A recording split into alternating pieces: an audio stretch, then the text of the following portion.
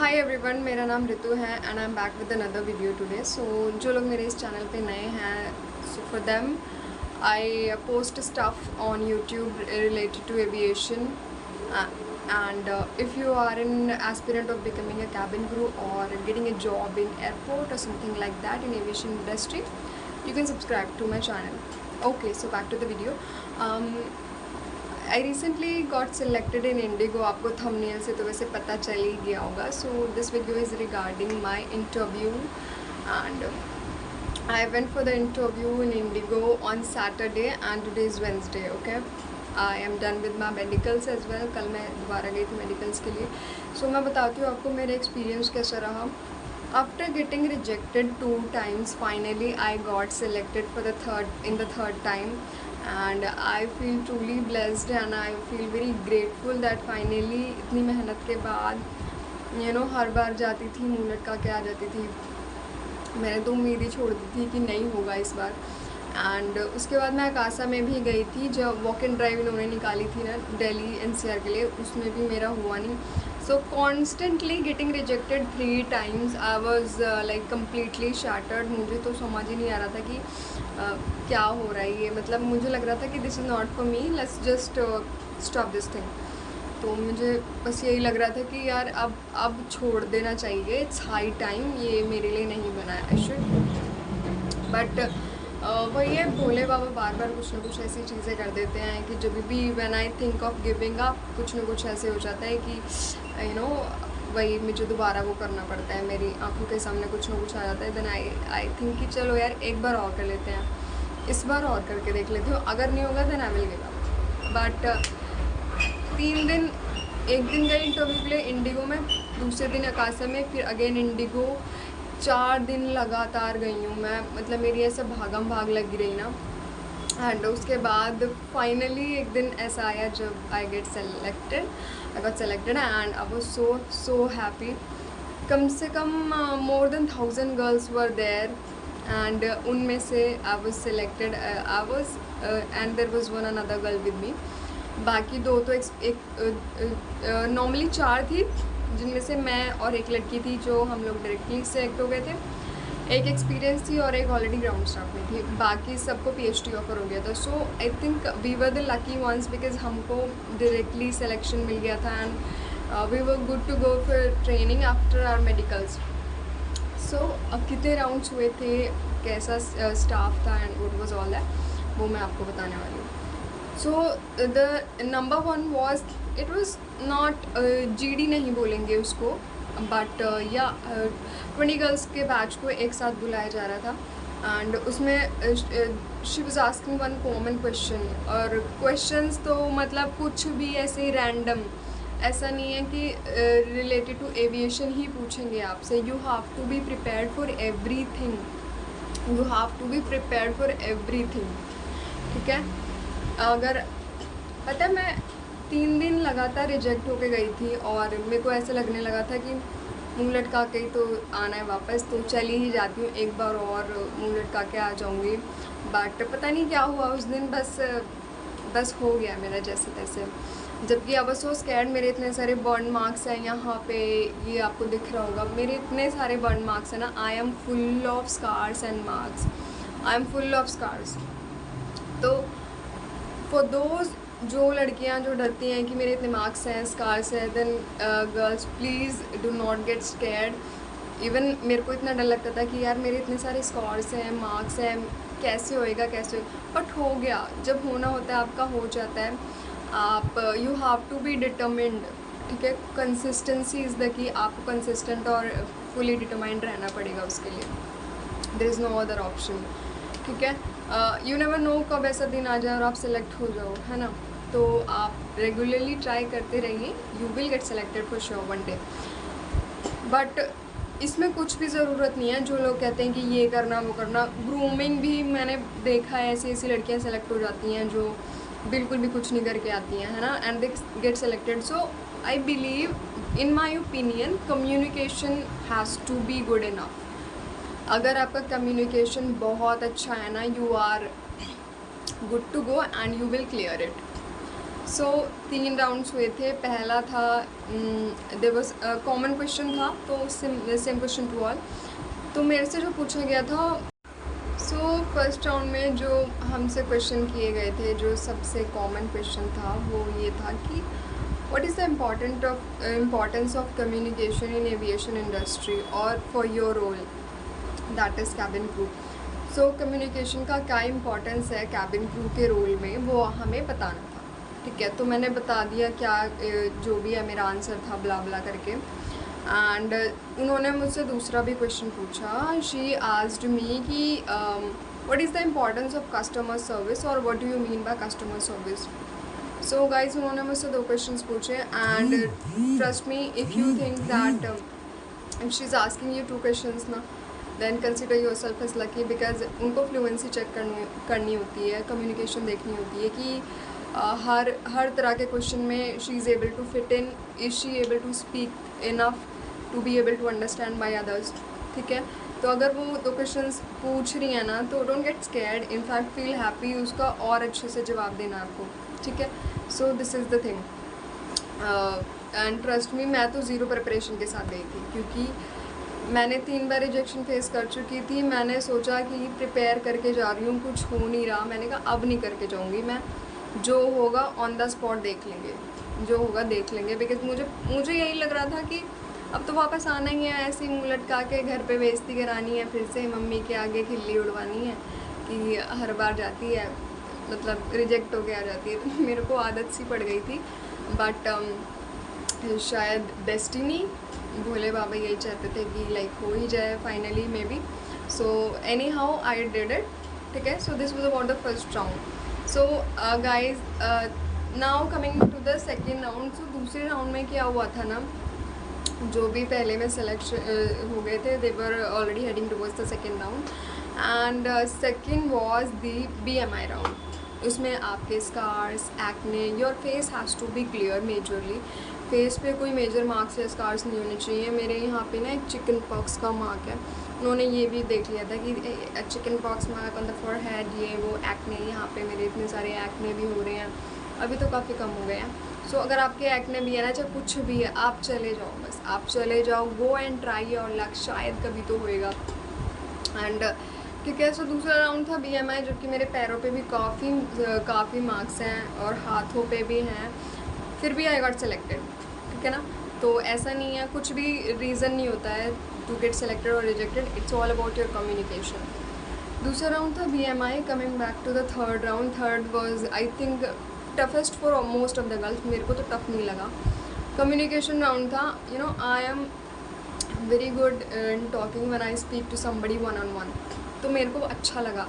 मेरे को थोड़ा पब्लिक स्पीकिंग से थोड़ा सा वो डर लगता है, तो मेरे लिए फ़र्स्ट राउंड ज़्यादा लगता था कि जब पहले राउंड में तो मुझे इतना डर लगता है कि सबके सामने बोलना पड़ता है, तो वो थोड़ा सा मतलब प्रॉब्लमेटिक लगता है मेरे को। And for those who are not very extrovert, है ना, तो उनको डर लगेगा ऑब्वियसली, लाइक मी, मेरे को लग रहा था, क्योंकि इतने सारे लोगों के सामने बोलना है, पता नहीं ठीक से बोल पाऊँगी। मेरे को ऐसा लग रहा था कि ना, जैसे झूले पे नहीं होते जो जॉइंट व्हील होता है, और जब वो उससे नीचे आते हैं और पेट में ऐसे होता है कि अब तो हवा में आप क्या होगा, वैसे वाला डर लग रहा था मुझे फर्स्ट राउंड में। But still any how I made it and I did it. तो पहला था ये कॉमन क्वेश्चन, दूसरा था BMI, third was the communication. And third round की मैं आपको बात बताती हूँ।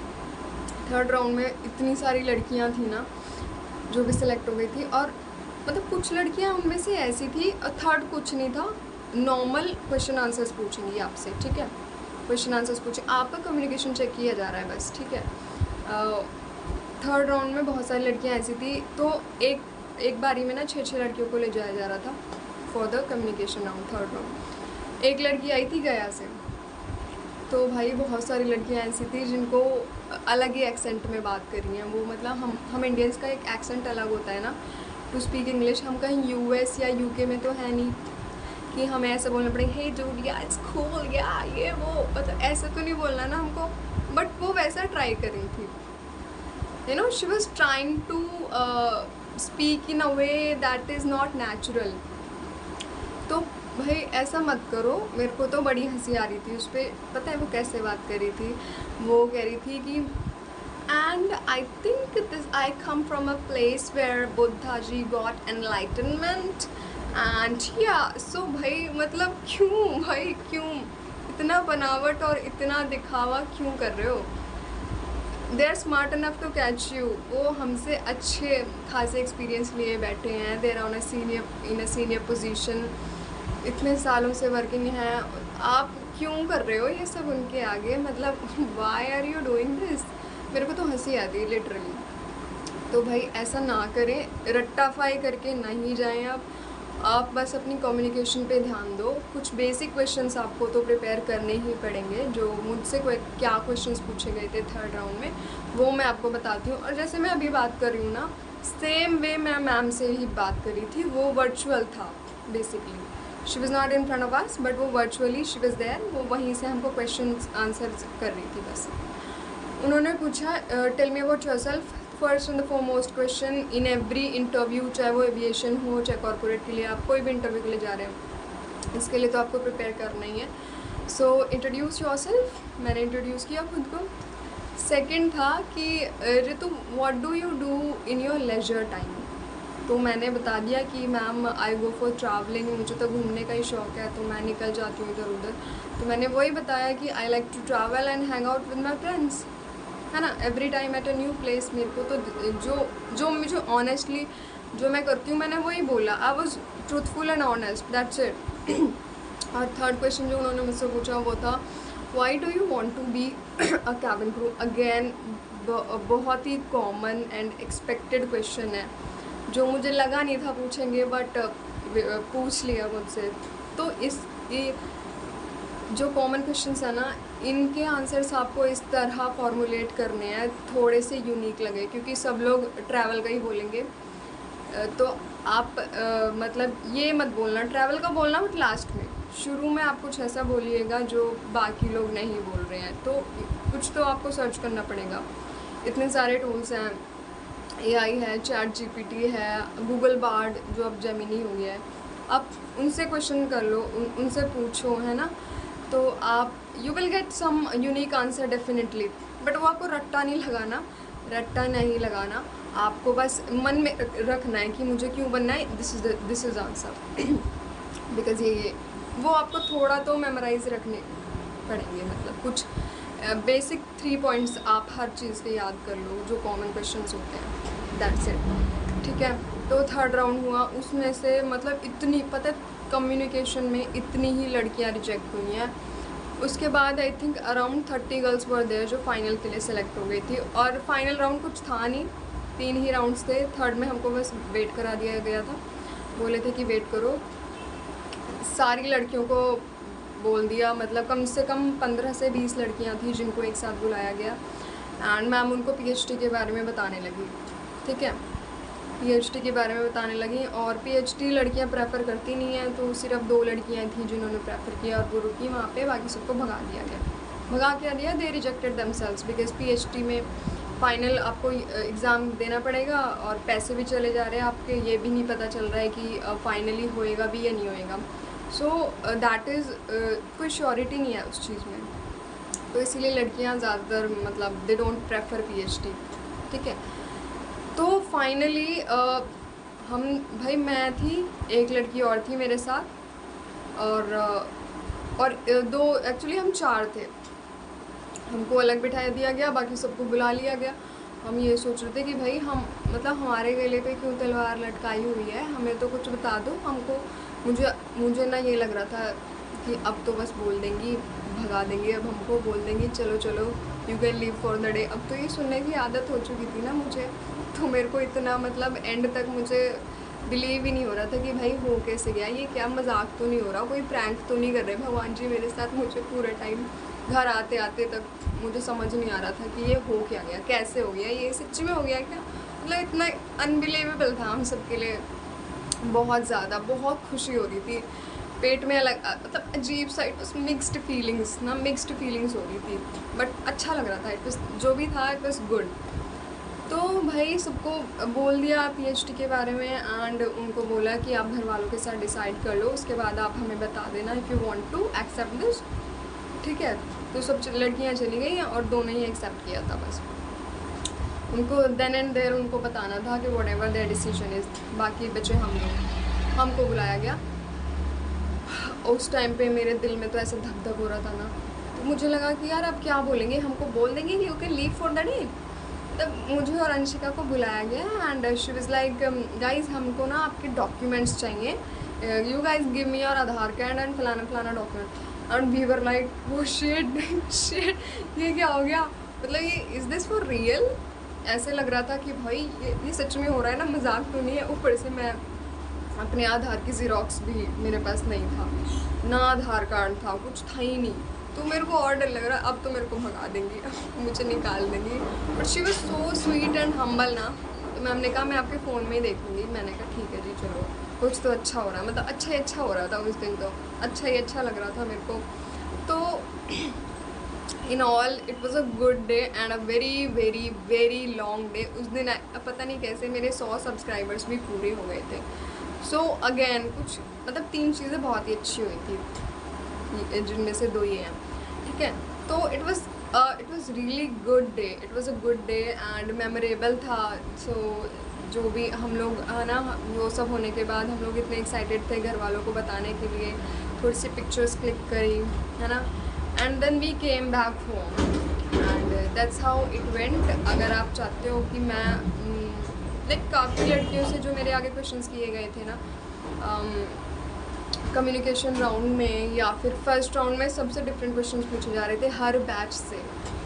If you want me to make a video on those questions कि क्या क्या रैंडमली कुछ भी पूछ दे रहे थे यार वो, कुछ भी।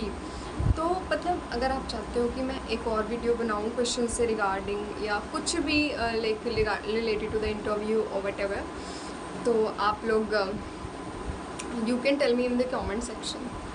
एंड अगर और भी कोई टॉपिक्स हैं which is not clear, if there is something you want me to tell you guys, you can let me know in the comment section. So yeah, that's it about the video and thank you for watching. Bye bye, have a good day.